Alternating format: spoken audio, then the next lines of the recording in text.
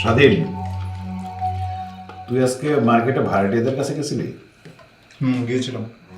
কেন গেছিলি? সেটা তো তুমি জানো, জানার পর আবার জিজ্ঞেস করতেছো কেন? স্বাধীন, চেটিও না ভাইয়া, গলায় খাবার আটকে যাবে। দেখছো মা তোমার ছেলে কত বড় বেয়াদব হয়ে গেছে? এখানে বেয়াদবের কি দেখলে? বাবা আচ্ছা তুই শান্ত হ, তুই আগে খাবারটা খেয়ে নে, আমি আরো পরে বুঝাই করতেছি। মা এখানে বোঝানোর কি আছে? আর বোঝানোর মতো আমার যথেষ্ট পরিমাণ বয়স হয়েছে, যদি বুঝাইতে হয় সেটা তোমার বড় ছেলেকে বোঝাও। তোর কত বড় স্পর্ধা, তুই আমার মুখের উপর কথা বলিস? একদম থাপড়ায় তোর 32টা ফালাই দেবো। পালাও পালাও তুমি। এই কি শুরু করলি তোরা? হ্যাঁ আচ্ছা, বড় ভাই হিসাবে না হয় একটু তোরা শাসনই করছে, তাই বলে এত রাইগা যেতে দিব? মা, আমি কিন্তু সব সময় দেখছি আপনি বড় ভাইয়ের হয়ে কথা বলেন, কিন্তু কেন?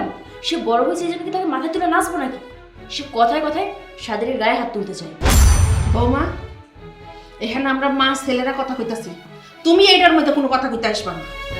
আমি বলবো না তো কে বলবে? হ্যাঁ, আপনারা সবাই মিলে কথায় কথায় আমার স্বামীকে অপমান করবেন, আর আমি সবকিছু মুখ বুঝে সহ্য করবো? সাথী, তুমি মায়ের সাথে ওভাবে কথা বলছো কেন? এভাবে কথা বলবো না তো কিভাবে কথা বলবো শুনি? তোমরা সবাই মিলে যে একটা জোট বেঁধেছো সেটাকে আমরা বুঝতে পারছি না। ভাইয়া ভাবি, দয়া করে তোমরা একটু শান্ত হও, সংসারে আর অশান্তি বাড়াইও না। এই অশান্তিকে এই সংসারে আমি করছি নাকি তোমরা সবাই মিলে করছো? মা, ওদেরকে চুপ করতে বলো। চুপ থাকবে কেন? কেন চুপ থাকবে? আর চুপ থাকার মতো পরিস্থিতি তোমরা রাখছো?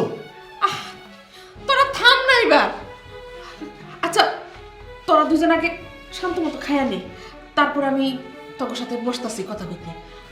মা, আমি খাবো না, আমি উঠলাম, আমার আর ক্ষুধা নেই।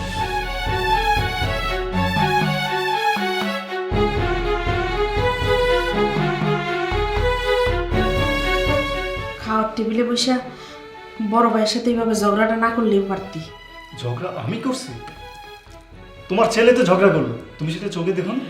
সে আমার মারতে পর্যন্ত আসলো। শোনো মা, একটা কথা বলি, বড় বড় ডিসিশনগুলো না এই খাবার টেবিলে বসিয়ে নিন। অনেক বেশি বুঝদার হয়ে গেছ তাই না? আচ্ছা ঠিক আছে, তখন যেটা ভালো মনে হয় তোরা হেডেই কর।